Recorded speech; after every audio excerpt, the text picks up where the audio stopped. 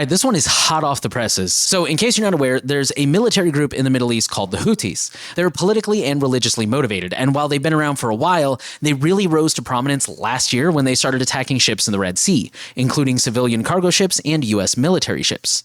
A few weeks ago, the U.S. bombed a series of Houthi targets in Yemen. It turns out a reporter for The Atlantic got invited to a Signal group chat with Vice President J.D. Vance, National Security Advisor Michael Walls, and Secretary of Defense Pete Hegseth. This journalist says he was added out of the blue, and at first he thought this was some kind of hoax or scam, so he was just kind of lurking. But as it went on for weeks, he slowly became more convinced that this was for real. He was finally convinced when Hegseth sent detailed information about the bombing just 2 hours before it happened. There is a lot of other stuff to this story, by the way. I'm going to focus on the privacy and security stuff, but you should absolutely read up on this story because there are more layers than an onion. Anyways, the main thing that people are focusing on right now is proper procedure. You see, Signal is one of the most trusted and secure end-to-end encrypted messengers out there right now. Unlike normal messengers like Facebook or Discord or Telegram, nobody can read your Signal messages except you and the other people in the chat. Not even Signal, not the FBI, not the CIA, not the NSA, not Mossad, etc.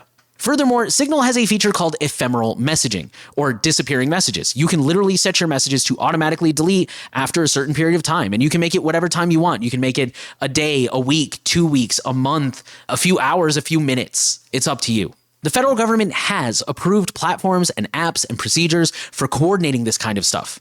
Signal is very common among politicians, which is ironic because they're always calling for a ban on encryption, but that's neither here nor there. But they use it for day-to-day coordination, like planning meetings. The actual content of the meeting is supposed to be handled in very specific ways, so that it is both secure, but also recorded for future transparency, like Freedom of Information Act requests. It is not supposed to be sent in an ephemeral way on your private phone that might be hacked. For the record, I love Signal, and I'm glad that the government is using something other than SMS or WhatsApp, and I've got another video coming about that soon. Anyways, the thing that I'm taking away from this as a privacy and security expert is the reminder here that nothing is unhackable, and that a lot of the time people are the weakest element. You can have the most secure messenger on the most secure phone, and if your dumbass leaves it open on the table or invites the wrong person to the chat without double checking, all that effort is pointless. I often see people concoct these elaborate, over-the-top schemes to have multiple layers of privacy and defense in depth based on a worst-case assumption, and everything has to be perfectly open source and audited and absolutely this, that, and the other.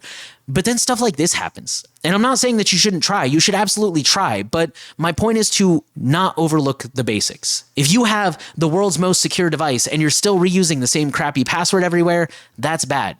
Do your best, but start with the basics.